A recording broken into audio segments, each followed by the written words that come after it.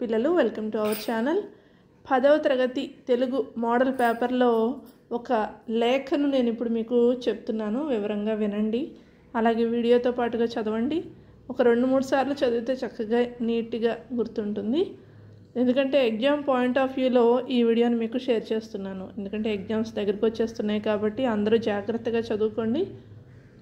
ఇప్పుడు ఈ లెటర్ దేనికి సంబంధించింది అంటే, మీరు దర్శించిన పల్లెటూరి గొప్పతనాన్ని, అక్కడి ప్రజల మధ్య గల సంబంధాలను, ప్రకృతి దృశ్యాలను వర్ణిస్తూ మీ మిత్రునికి లేఖ రాయండి అనేది ఇక్కడ ఒక అంశాన్ని ఇవ్వటం జరిగింది. దీని మీద మనం ఒక లెటర్ రాయాలన్నమాట.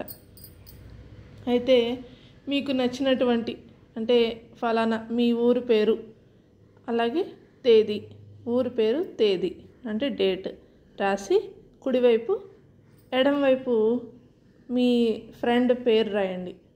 మిత్రుడు లేదా మిత్రురాలు అని పేరు రాసుకుని లెటర్ని ఇలా స్టార్ట్ చేయాలి. నీ లేఖ అందింది.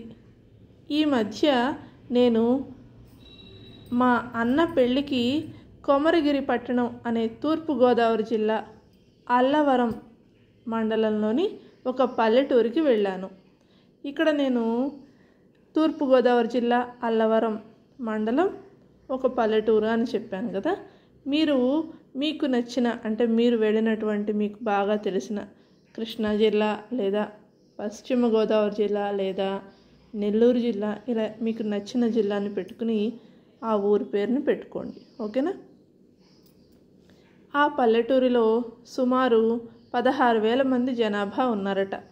సుమారు 20,000 ఎకరాలలో వరి పంట, 5-6 వేల ఎకరాలలో కొబ్బరి తోటలు ఆ ఊరిలో ఉన్నాయట.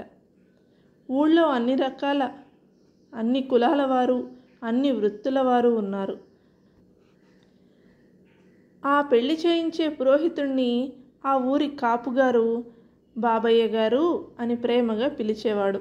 ప్రజలు ఎక్కువగా పేర్లు పెట్టి కాక పెద్దమ్మ, పిన్నమ్మ, అక్క, బావ మొదలైన వరుసలు పెట్టి ప్రేమగా పిలుచుకుంటున్నారు. ఆ గ్రామస్తుల ఐక్యత చూస్తే ఆనందం వేసింది. రామేశ్వరం, లక్ష్మణేశ్వరంలలో అందమైన శివాలయాలు ఉన్నాయి. ఆ పల్లెటూరిలో ప్రకృతి శోభ మహా అద్భుతం. ఊళ్ళో పంట కాలువలు, చెరువులు ఉన్నాయి. పంట చేలు గాలికి తలలాడిస్తూ మనల్ని పిలుస్తున్నట్లుగా ఉన్నాయి. కొబ్బరి తోటల్లో చెట్లు నిండుగా గెలలతో కళకళలాడుతున్నాయి. కొబ్బరి చెట్టు కల్పవృక్షం లాంటిది. పెళ్లిలో అతిథులందరికీ చల్లని కొబ్బరి బొండాలు ఇచ్చారు. అదీగాక ఈ ఊరి ప్రక్కనే కౌశికీ నది, దాని పక్కగా బంగాళాఖాతం ఉంది.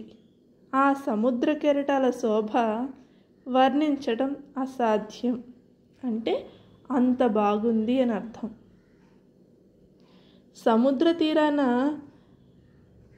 సరుగుడు తోటలు అంటే సముద్రం ఒడ్డు మీద సరుగుడు తోటలు ఉన్నాయట.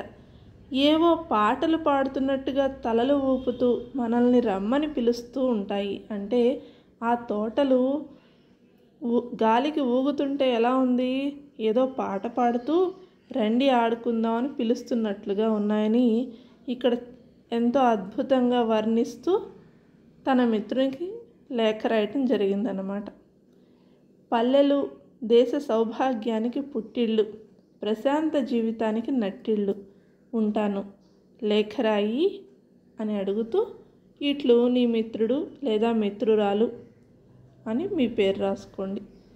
విన్నారు కదా, మీకు అర్థమైంది కదా. అలాగే మళ్ళీ లెఫ్ట్ సైడ్న అడ్రస్ రాయాలి. ఓకే పిల్లలు, ఆల్ ద బెస్ట్.